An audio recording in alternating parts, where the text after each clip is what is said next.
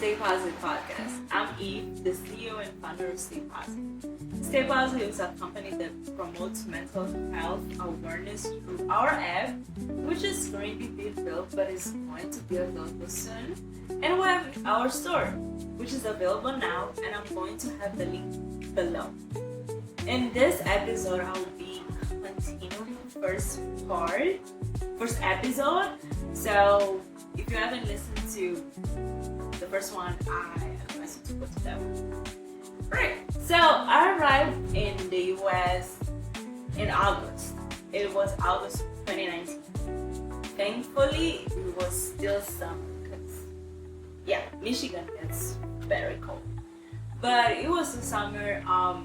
The sun would only grind down around 8 p.m. and campus was still empty, which was good. But the moment I landed and I actually arrived on campus, I started feeling uncomfortable. So I was taking my phone with me literally everywhere.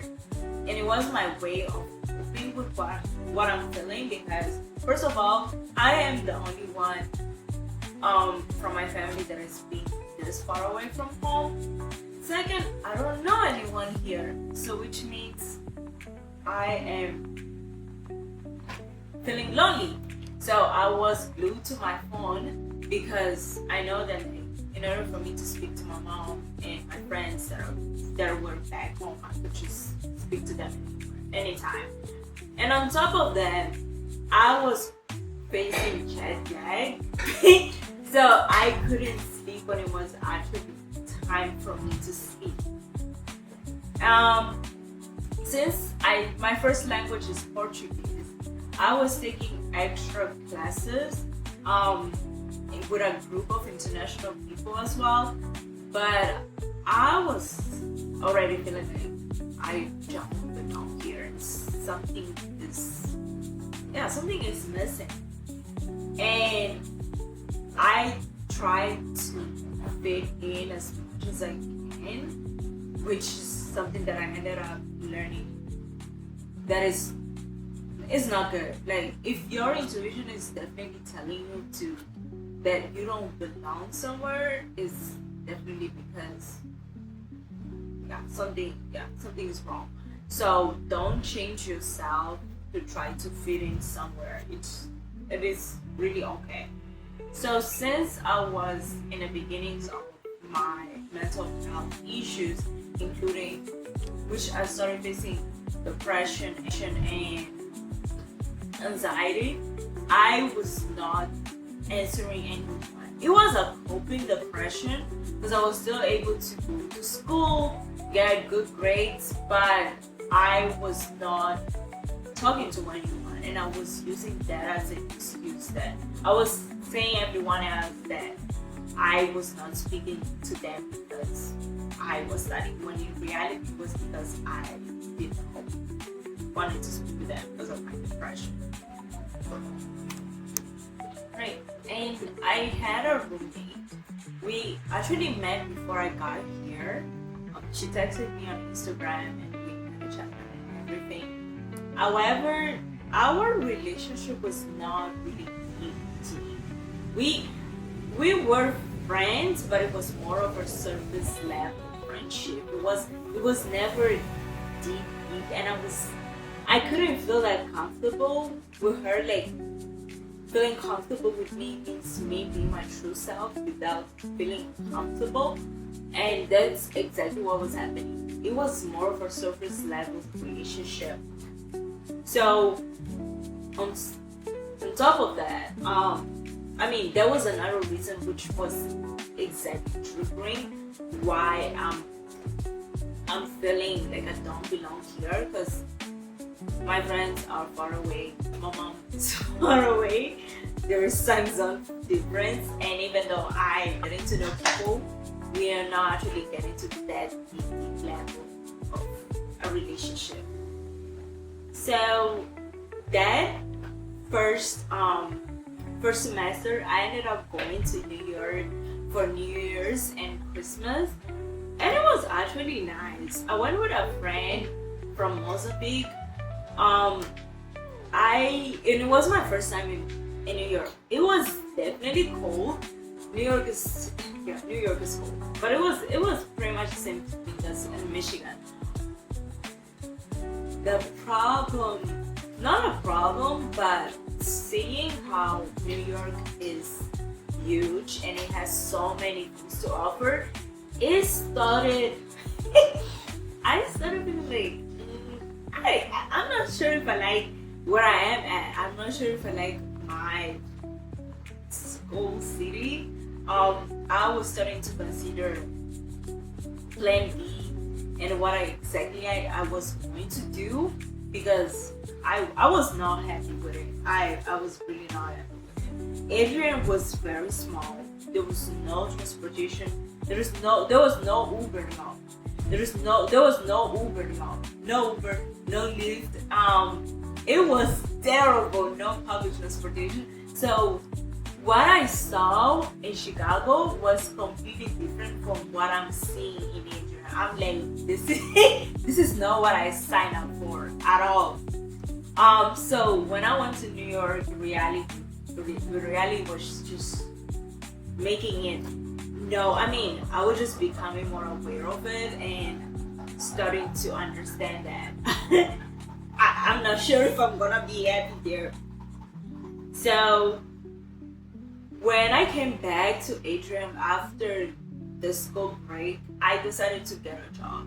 And I wanted a job because I wanted to be more comfortable. Even though my mom was giving me money to pretty much buy clothes and everything, it was truly never enough, because lifestyle from here and from Mozambique is completely different. Even though right now we are almost spending the same thing when it comes to groceries, because when my mom tells me, oh, I went to this grocery store and she spent 5,000, whatever, just buying small little things, it kind of, when you would do the math, it ends up being almost the same. It seems like she's living here, but she's living there. So life was still like, I mean, I just wanted to help and have more money for myself. So my mom was very skeptical about it. But I'm like, you're not here, so still gonna do it. So I got a job. I was working in the IT department. It was pretty much a very chill job, and it was the best decision. It taught me so much about time management, because I was working like 20 hours a week and studying. So studying, when you are in university and you're taking over 12 credits, 12 credits is like 4 classes, is considered full-time because of the time that you will take to study after classes. So I was working and I was studying full-time, and it taught me so much about time management. One thing that I learned about me is definitely that when I have so much things to do, I will optimize my time by doing it the first moment I get a chance. So let's say I remember that I have to do something and I'm not doing anything, I will do it right now. If not, I will just write it down on my reminders. So on top of that, I was starting to use that money from income to travel. So I'm like, I think I can stay here until I graduate, because I'm able to take a break whenever there's a school break, but I was still not happy. Another thing that helped me a lot was the fact that we had online shopping. That definitely made things easier, but I was not happy. I was not happy. But it was in the back of my mind. It was not bothering me to the point that I'm like, enough is enough.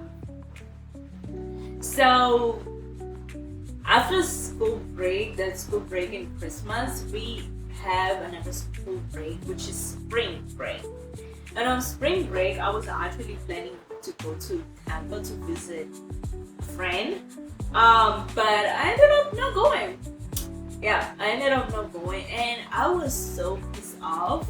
Honestly, I was mad, And in actuality, actually, it did make sense that I didn't go because COVID was starting, and that was exactly when schools decided to close. And initially, they only wanted to close for 2 weeks, but it ended up being longer. So if I had actually taken the trip to go there, I would most definitely be stuck, which would not be a good thing. So, so it all worked out for the better. So the 1 week before spring break, this one, my school, no, it was actually during spring break that schools and institutions here just started taking COVID more seriously because it was just getting worse and worse. I'm pretty sure if they were taking it seriously as China was, it wouldn't have gotten this bad. But no, they were begging and thinking that COVID and I think that's exactly why it was so bad. It was really bad. So my school ended up canceling in-person classes, and we all converted to online classes. I was on campus by myself, and honestly, I chose to be there as well because I was still working. IT department is something that barely closes, so I was still working and taking classes. And it got to the point where my school actually moved me to an apartment, just simply because there was more flexibility in case you want to cook, and in case you don't want to go to cafeteria. There is more flexibility when it comes to that, which was nice. And initially I had one roommate, but we barely see each other because she was working somewhere else, so I was not really seeing her, and I had the house for myself. That's fine. But it wasn't until I think it was, what was it, 1 month in that I'm like I'm starting to feel lonely. Like COVID is not getting better at all, and the school, I think my school wanted to close dorms as well, including the apartment. So I had to figure it out something, and I decided to go back to Mozambique. But flights were canceled, so I needed to stay somewhere until the flights were available. So I ended up going to my roommate's house, which I'm very grateful for, but I was not feeling comfortable. I had the feeling in my mind that I'm overstaying because deep down I don't know when the flights will be available. I don't know at all. So I stayed there probably a month until I decided to go to Houston and stay with a friend. So we both stayed there until like flights were open to go back to Mozambique. And when I was there, my perspective towards Houston completely shifted. I actually liked it, even though it gets very cold. Houston gets very hot. It gets more hot than Mozambique, yes, and it's humid, but that didn't bother me. The city is huge.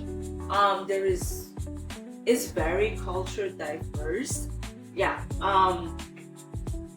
And it does snow once in a while, but I did like it. I did not have anything to complain about Houston at that time. So when flights opened to go to Mozambique, I stayed there probably 1 year, and then I came back. So when my advisor, my school advisor, asked me, "When are you coming back?" and I was like, I don't want to go back. Deep down, I didn't want to go back, not to US, but to Michigan, because I already knew I was going to go through the same things that I went through when I first went. So I didn't want to go back to Michigan. So that's when I started having the feeling of I need to change something, because that is not the solution. And me relying on people to move around is as well noticeable. So once something is bothering me to that point where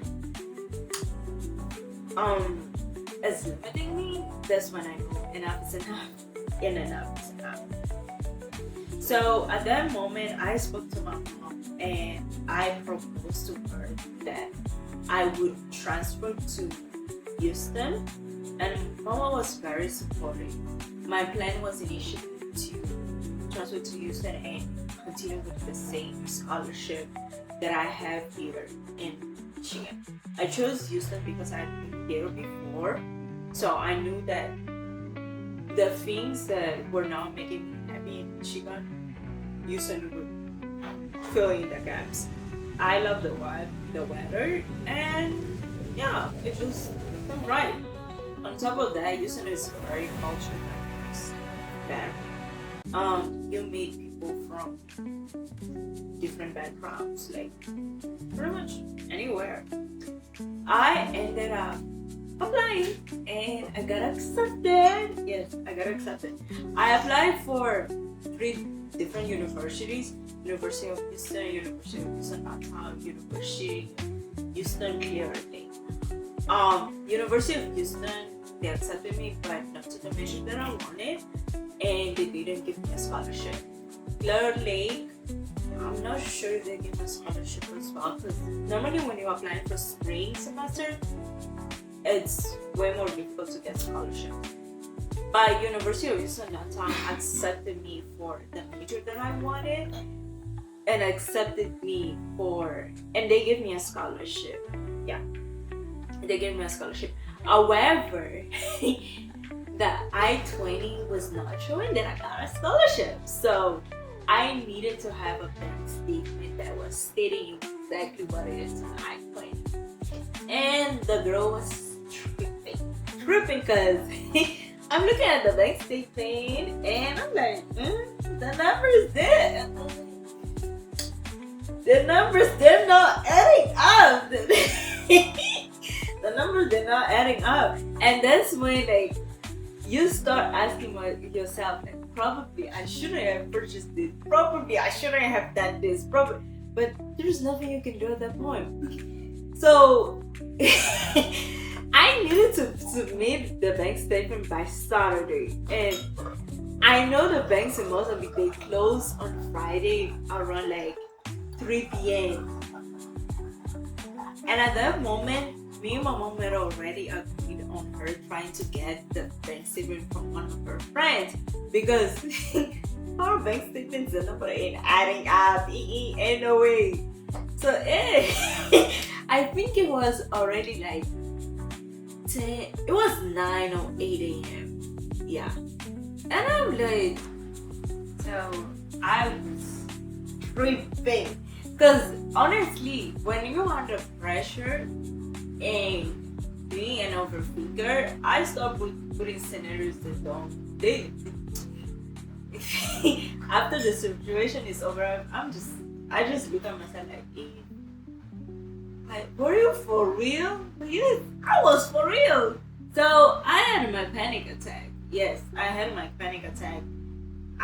And it was the first one that I had, so I didn't know what I was feeling. It wasn't until I started doing meditation, I started doing affirmations and just praying like, God, please, please, please, please. And then eventually everything slowed down and I came back to myself. 10 minutes later, my mom sent me an email. She was like, and she texted me, Eve, I just sent you the bank statement. I was like, thank you, God, thank you. Because I needed to submit as soon as possible. And we were not saying the bank statement. We're not. The bank statement was far away. So, hey, when it came through, when I saw the email, my inbox, thank you, Jesus. So, the girl was going to Houston, and I started going January 2022. It was the best decision ever. It exposed me to so much opportunities, so many things that are out there. Computer science, how big is the field? I really loved it. and I don't regret the decision, not even for a second. So I got a scholarship through this program. I think it's Scholars Academy. And through the scholarship, they also have programs, they have mentorship, they have research projects. So one of the teachers that is a part of this program, she came to me, proposed me to go to LA. I was like, of course I want to go. LA? Now, of course. Everything was paid. Pretty much, literally everything was paid. The only thing I needed to do was get involved in a research because I was going to present about it in the conference. So I got involved in a research, and I did a research about mobile application, more specifically in building one app that helps people learn English. And I loved it. From that moment on, I just exposed myself to anything that can give me more knowledge. I got certifications, I started doing more projects, and which is exactly why I decided to build the first version of Stay Positive. Because I already knew up until that point that I wanted to build mobile applications, specifically Android apps. I don't know how to build iOS apps and Xcode. I don't. But I do know how to build Android apps. So I decided that as my first project, I am going to build something that helped me overcome my mental health issues, which is exactly how Stay Positive came here. So I presented it and I fell in love with it. But Stay Positive, I pretty much just used it for my graduation, for my grade, and that was it. My mom ended up coming to Houston for my graduation in December 2023, and seeing her crying, it made me so happy, yo. It made me so happy, and it helped me reflect how much we have come. The nights that I didn't know how I was going to pay for rent, the day that I didn't know how I was going to get the bank statement, the day that I didn't know, the nights that I didn't know how I was going to pay for tuition because financing. And it just made me happy. And grateful. God definitely helped me get this far. No, it was nobody but God. Yeah, that wasn't me. That was not me. That was God. That was God. Which is exactly why I decided to graduate so early. I was taking classes in the summer. I was taking like 5 classes a semester, 4 classes in the summer, because I just wanted to help and remove this burnout, this financial burden from both of us. I wanted more financial stability, like me being able to pay my own bills and just help my mom when it's necessary. It was something that I wanted to do. So I got a job and I ended up moving to another city. At the time, I also got involved in a relationship. But 2 months in, and I got laid off. And I was like, what is this? I got laid off.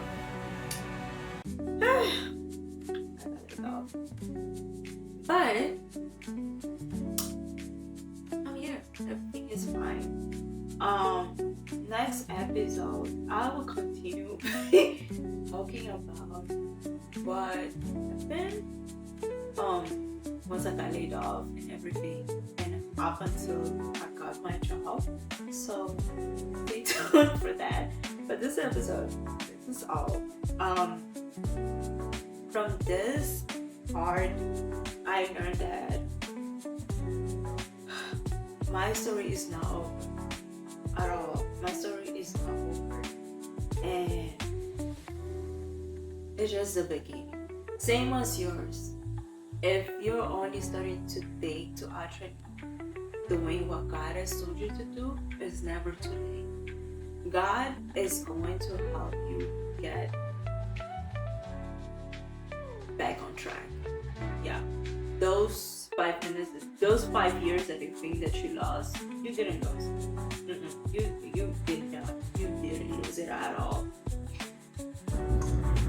The moment you start focusing on God, you will realize that what is happening in your life is not to you but for you, including the bad things.